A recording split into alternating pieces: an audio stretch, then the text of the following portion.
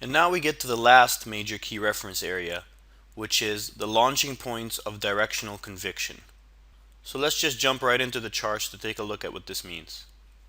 Okay, we're back to a chart of the E-mini S&P 500 futures 5-minute chart.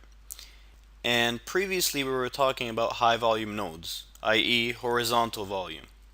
Well, now with this key reference area, we're talking about directional conviction, which is often synonymous with vertical volume. Like we had said before, take a look at this bar that started here, right? This big directional move, and its related vertical volume bar right here. When this bar started, this is where the expansion happened, right? This is where the market just took off really fast, and in 5 minutes, it went from here all the way to here. Almost the range of the whole day in 5 minutes. So it was a lot of strong directional conviction all at the same time, right? Now, if you remember, this was the same example where this thing hit a previous key reference area above here, which was a major tail from before. But anyway, so that's why when it hit here, it got snapped back quickly and it ended up going back down. It got rejected. But if you'll notice what happened when it got rejected, kept going down and it came back to test the launching point of the directional conviction. The point at which directional conviction really started and took off. Now you could say it was here, but this is where it really just started expanding and the real volume came in, right? And so we see that when the market came back to test that, this is where it found a stopping point. It found support near the area where directional conviction started and took off. And what happened? It bounced and it kept going higher from there. Now again, something to keep in mind with key reference areas. They often act as support or resistance, but just as importantly, they give us information about the markets. They allow us to read the markets. And this is key. Most traders are out there just looking at chart patterns or looking at indicators and trying to predict the markets through them without really understanding what's going on, without the ability to read the markets. Reading the markets means being able to look at the chart and deciphering what was likely happening from the different types of participants. Who was in control? Was it the buyers? Was it the sellers? Who's likely to remain in control going forward? What's happening with value? What's happening with price acceptance or rejection? What are the key trends? What's the context? This is all reading the market. And this is what professional traders do. They understand it at a deeper level and they read what's happening. And the way you get to read the markets really well is through key reference points. Because again, key reference points act like a line in the sand. When you're on one side of them, it means something. And when you go through to the other side, it means something else. So for the instance of directional conviction here of the launching point, when things launched higher here, it was saying, right, if you read the market there, it was saying that the perception of value had changed somewhere. We had previously been in a balance area before, sideways, and now we were taking off higher strongly. So something had changed. That's instantly what it tells you. And it tells you that the good likelihood is that higher prices are coming because of this major directional conviction starting here. Now when it came back down to test this area, what was it telling you? Well, if it had broken right through it, if it had come here, tested, and just broken right through it, what does that tell you? Think about it. That would tell you that this directional conviction, right, was a fake out. This was something that started, but sellers had rejected it, said no, we believe value is lower. We don't believe that it should be higher. And it would tell you that the sellers were the more aggressive group, the ones in control, and that likely prices are going to be lower. Either we continue the balance area from before or we move through to the other side, to the downside. That's what it would tell you.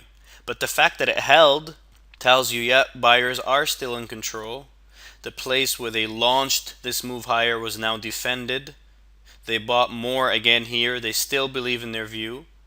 And others who had missed this up move, now seeing it come back here to test it, get back in on it, and we end up moving higher. So this reaction up tells you that the greater likelihood is that the buyers are still in control. Again, it's all about likelihood. It's never going to be exact, and it's never going to be certain. There are no certainties. There's always just thinking in scenarios and in probabilities, right? What's likely to happen?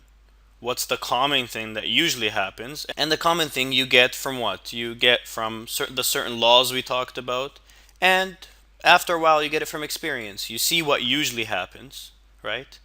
And you look for the times when the common does not happen. That gives you great information. But also you just watch to see what happens at the key reference areas. How does the market react, and what is the speed and conviction in which it reacts?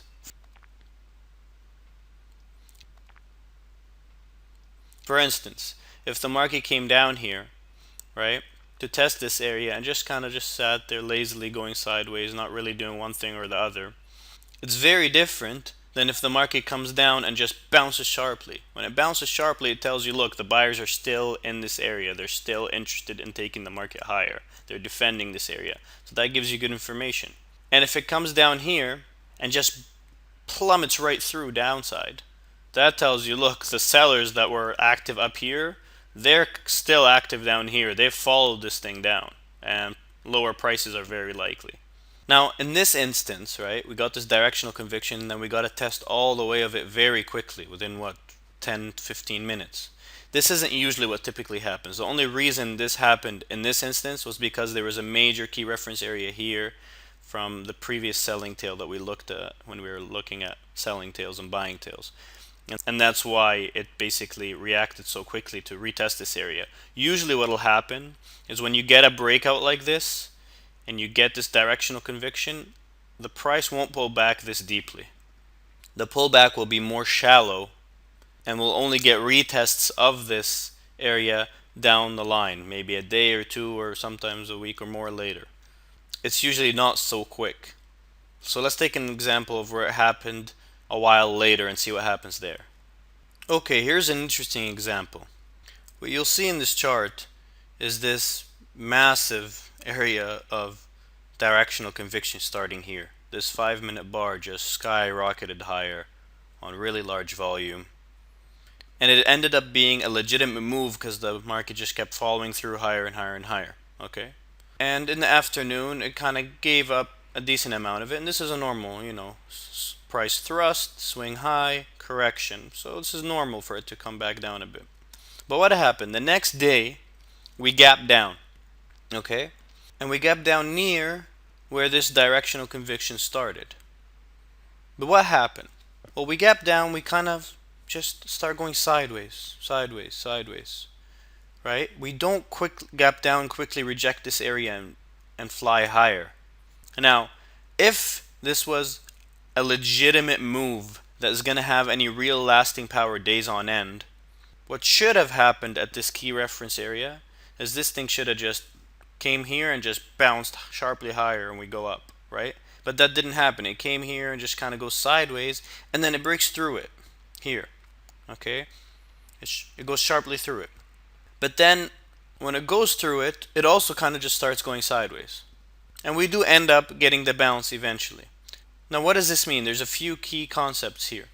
The first thing that this means is that when you go through a reference area, and in this case we're talking about this directional conviction launch point reference area, but when you go through it, you also have to read the market, right? So this thing went through it. Typically, what happens when you go through a key reference area is that you should accelerate the other way and just keep going, because all the buyers here, right, have now been proven wrong. They're stuck in their position. They'll be forced to sell. And it would say that there was a major change in the perception of value in the market and who's in control. But again, even when we broke through it, it kind of just went sideways. So this was telling you, okay, on this particular day, there's not going to be much conviction one way or the other. This was telling you that this is probably going to be a range-bound balancing type of day, which ended up happening. It didn't do anything, right? And that's information in and of itself. When you're at a key reference area and you just can't do anything one way or the other, that tells you there's not going to be any directional conviction anyway. That's number one. Number two to take note of is don't think that anytime you break through a key reference area, for instance here in this down bar we were below it, right? That instantly means that that's it, we've completely rejected it, now we're going the other way. To completely reject a reference area, you have to show directional conviction the other way and accelerate through it, right? And you at least have to spend time below it in this case, and time equals value. You have to establish value at a lower point, whereas here it didn't spend that much time. It was a few 5-minute bursts and then once it went back up. So that was telling you there's pretty much ambiguity in the market, there's no directional conviction, and we were probably just going to go sideways.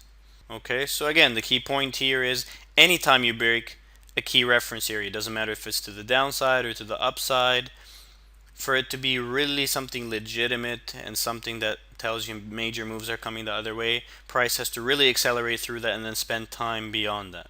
If it just does this sideways stuff, it's just telling you there's no directional conviction either way. But let's see what happened after this. Let's fast forward a bit. Okay, so as you see, when we came down, we just kind of went sideways and the bounce wasn't that great, right? And then we came down again the next day now, and then again, right? At all these points, it just kept testing this key area, right? Tested it here, it's testing it here. Now things start getting interesting. When a certain key reference area keeps getting tested time and time again, now things get interesting because it's basically going to do one of two things. One, the key reference area as a whole is going to hold and we're just going to bounce here higher, or something's really going to break down and take off to the downside. And again, we're speaking in the majority of cases. Well, what ended up happening here was the market tanked through this. Now it did spend time below it, as you'll see, and then the next day it just gapped down and just kept getting killed lower. All right, the fact that this key reference area hadn't held and we had broken through it and accelerated and spent time below it gave us an indication that there's a good likelihood that we were going to be moving the other way, that the sellers were now in control.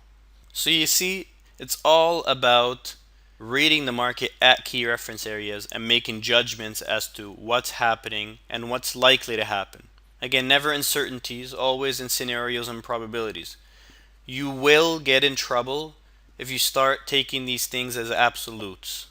They're never absolutes. You're always thinking in scenarios. If this happens, this means this. If that happens, this means that.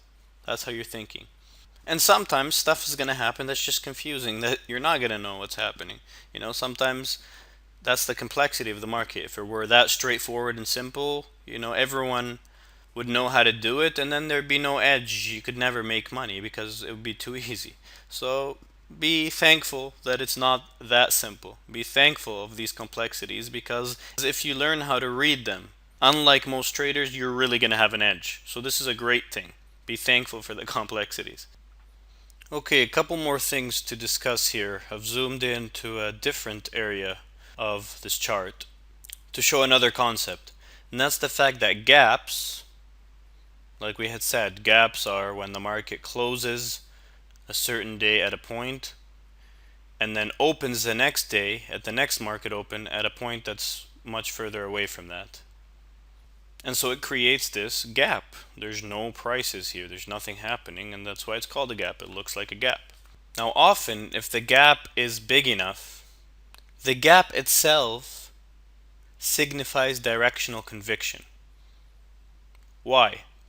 Well, because if the market closed the previous day here and then is opening so far below it, that means a lot of directional movement happened overnight, during the overnight what's called the Globex session, which probably means that there was some major news in Europe or Asia or something, directional conviction happening there, which affected the US markets overnight, and the US markets opened way lower the next day.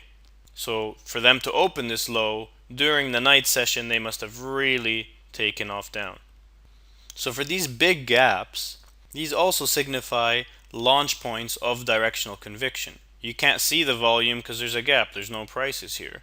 But if you were to look at a chart that showed you the overnight action, which you can do, you would see directional movement. Now you may not see the vertical volume associated with it because in the overnight session, volume as a whole is very low. Very few traders and institutions trade the overnight session as compared to the what's called the day session here, where the actual pits are open in Chicago, for instance.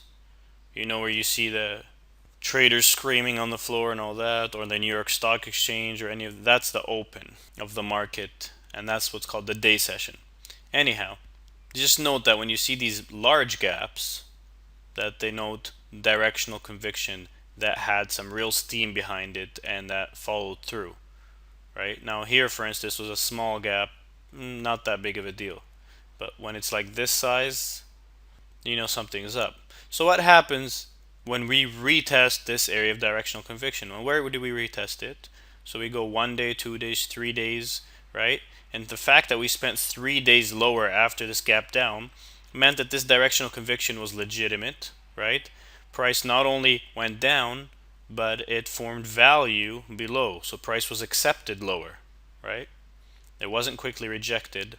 So the sellers that drove this down remained in control, and then they found balance with the buyers down here. Well, the next day something happened to cause the market to go back up. The buyers came in. But look what happened when they reached this area, this key reference area of where the directional conviction had launched through the gap.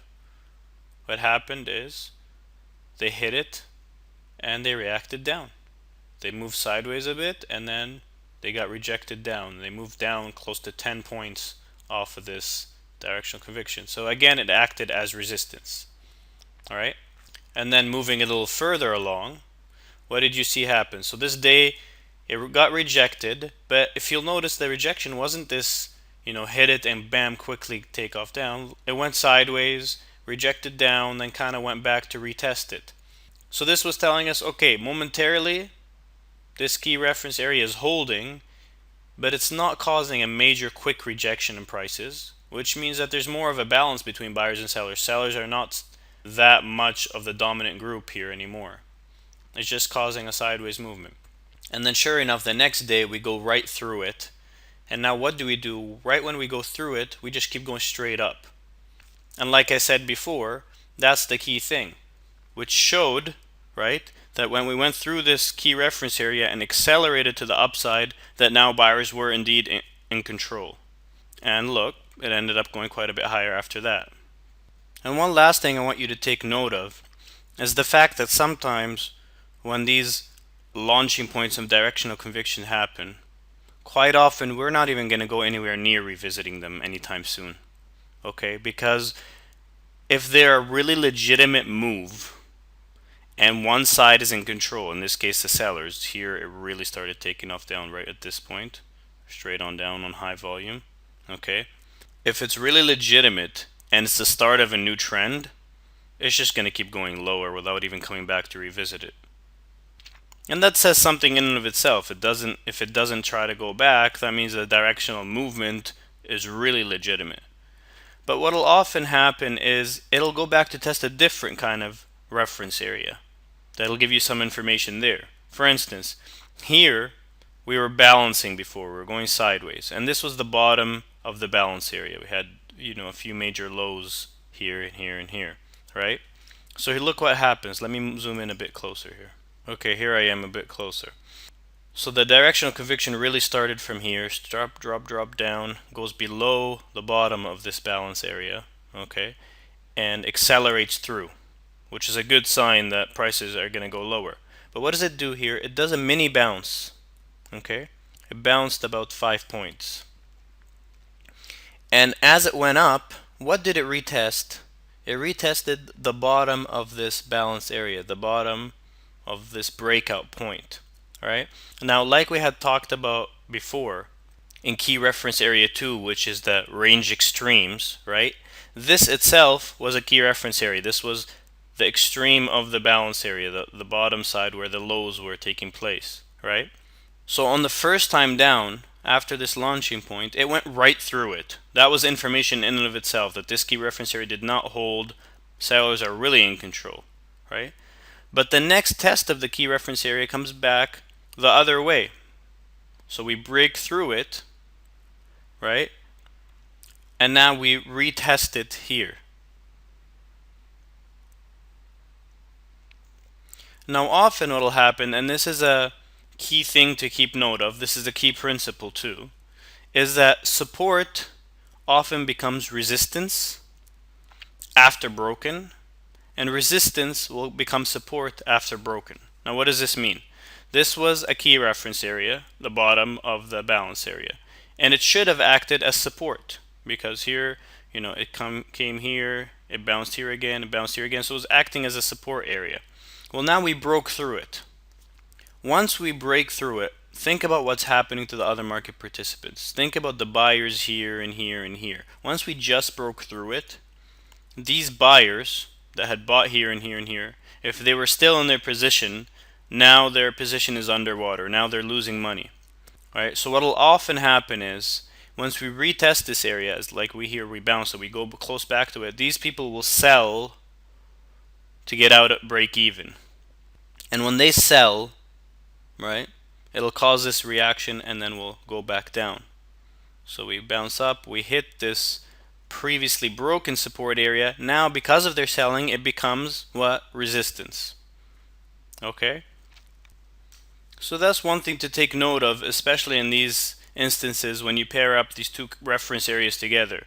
What will often happen is these major directional conviction moves will take you through a balance area extreme, will break out one way or the other. This time it was a downside breakout through this balance area, right? Now we're not talking about strategy or tactics here, but if you wanted to get into this market on the downside, seeing the directional conviction and seeing it break through this key reference area told you that there's a good likelihood it's not going to go anywhere near testing this again. That was information in and of itself, right? Because it broke through a major key reference area here. So your only chance to get in would be at a retest of this previously broken balance area. And understanding that support, once broken, often becomes resistance, this would have been a good place to short. And it would have provided a good short opportunity. So that's just another key concept to keep in mind regarding key reference areas. And it'll help you in understanding the markets and later also in trading them well. And overall, it just shows you the wealth of information that can be gleaned from key reference areas in general. It shows you how much you can read from them, how much they tell you about who's in control of the market, and how they act as support and resistance to give you a heads up of how the market may react ahead of time. So I suggest strongly that these videos about key reference areas that discuss the 4 key reference areas, you watch several times, you take notes, you understand each scenario, right? You remember all the things I said about them because these will serve as a crucial foundation for understanding a lot of things about the market.